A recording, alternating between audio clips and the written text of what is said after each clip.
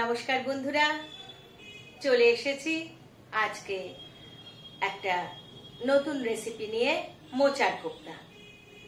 এই কোপ্তাটা এইভাবে যদি বানানো যায় তাহলে যারা মোচা খেতে ভালোবাসে না তারাও বুঝতে পারবে না যে কোপ্তাটা কিসের তৈরি। আর বাচ্চা থেকে বুড়ো অবধি সবাই হাত চেটে খাবে। আমার বাড়িতে তো সবাই খুব ভালোবাসে। তাহলে চলে আসি কিভাবে বানালাম সেই জায়গায়। আর আপনারা বাড়িতে বানিয়ে দেখবেন আপনার বাড়ির লোকরা কি রকম ভালোবাসে। বন্ধুরা, মোচার কোপ্তা বানানোর জন্য আমি কিছুটা মোচা আর একটা ছোট আলু সেদ্ধ করে নিয়েছি। অল্প কিছু কুচো চিংড়ি মাছ নিয়েছি। এক জায়গায় কিছু কাঁচা লঙ্কা, রসুন আর অল্প একটু ধনে পাতা নিয়েছি।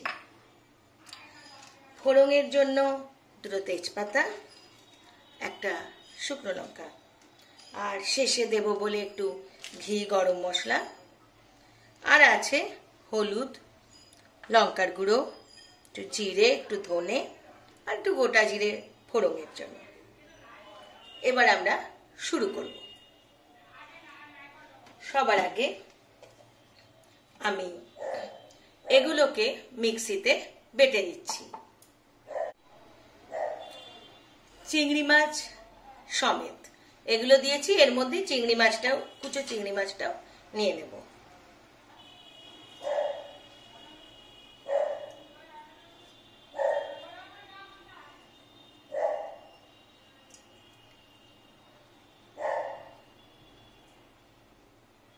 দিয়ে এবার এগুলো একসাথে বেটে নেব।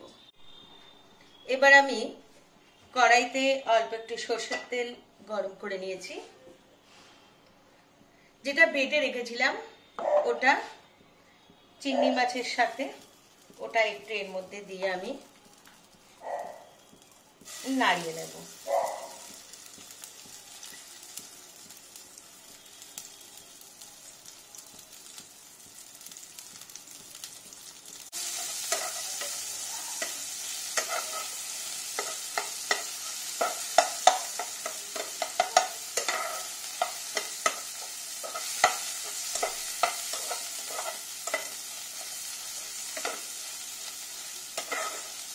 অল্প একটু নাড়িয়ে নিলাম যাতে কাঁচা গন্ধটা না থাকে। এবার অফ করে রেখে দিলাম।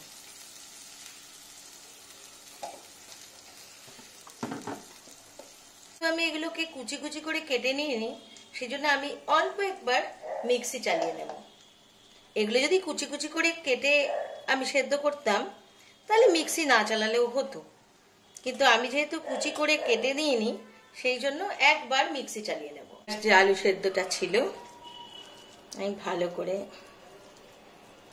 চটকে নেব।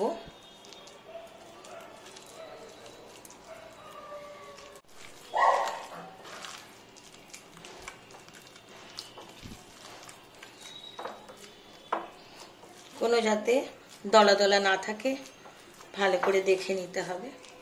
সর্ষের তেল দিয়ে তেলটা গরম হতে দিয়েছি।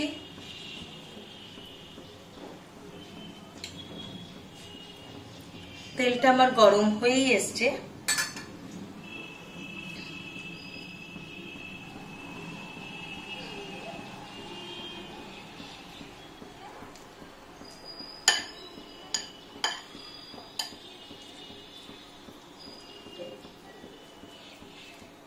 এবার গ্যাস কমিয়ে দিয়ে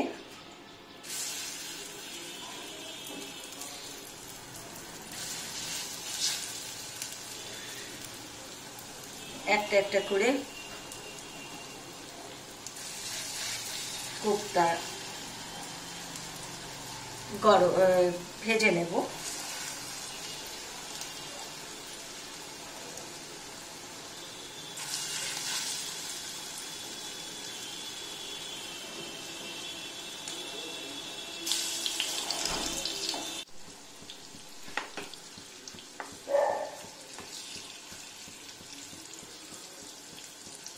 আমি সবগুলো কোপ্তার বড়াইয়ের মধ্যে দিয়ে দিয়েছি। আস্তে আস্তে করে ভাজছি।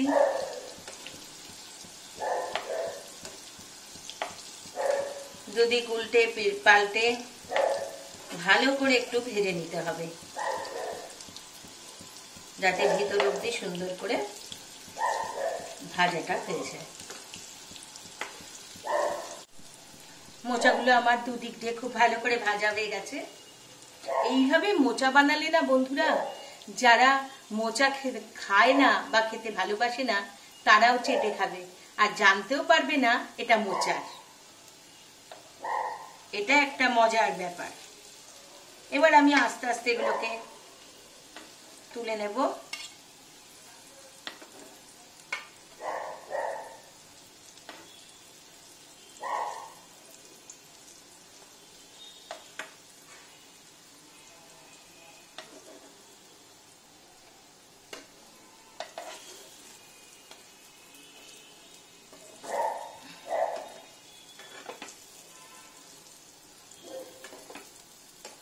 এপিট ওপিট খুব ভালো করে যাতে ভাজা হয় সেটা দেখে দেখে তুলতে হবে।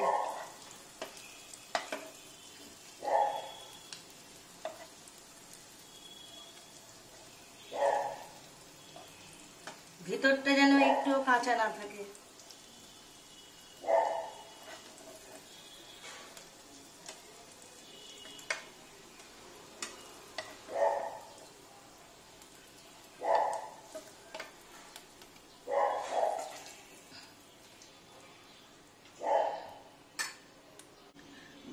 তেলটা রয়েছে, তাতে আমি অল্প একটু গোটা জিরে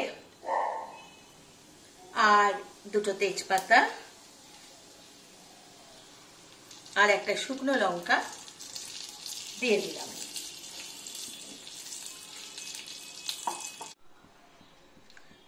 ফোড়ন দেওয়ার পর ওর মধ্যে আমি ওই যে বাটাটা করেছিলাম চিংড়ি মাছ আর ধনেপাতা কাঁচা লঙ্কা, ওই জলটার মধ্যে ওই জায়গাটাকে জল দিয়েছি, তার মধ্যে একটু দই নিয়েছি, নিয়ে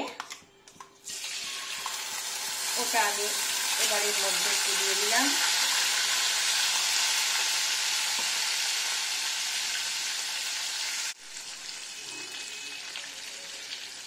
এবার ওটা ধুয়ে একটু জল দিয়ে দিলাম। এর মধ্যে একটু মিষ্টি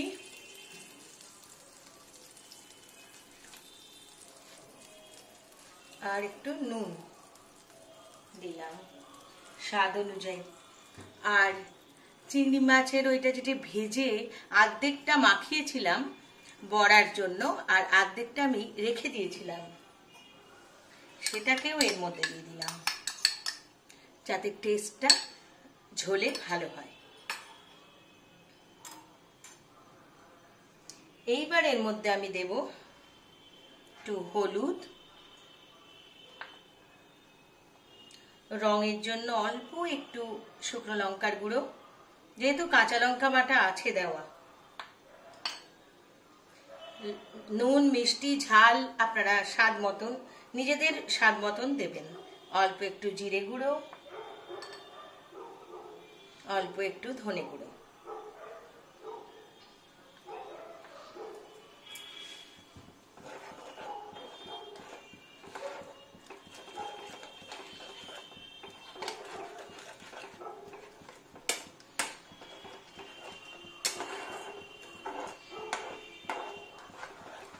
এবার জলটা একটু ফুটিয়ে নেব।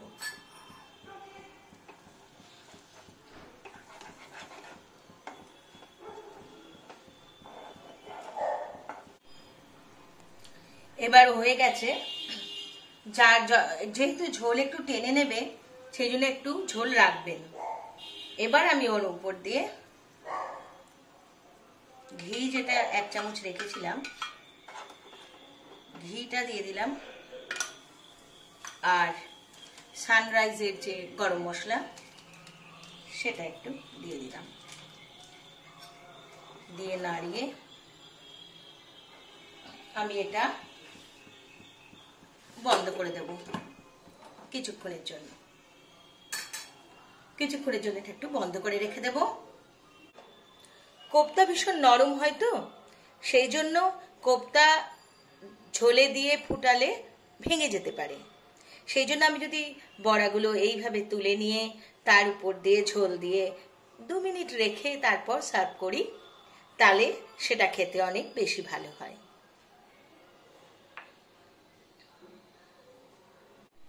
বন্ধুরা, আমার কোপ্তাটা এত সুন্দর দেখতে হয়েছে, বাড়িতে অবশ্যই আপনারা বানাবেন, বানিয়ে দেখবেন কেমন লাগছে।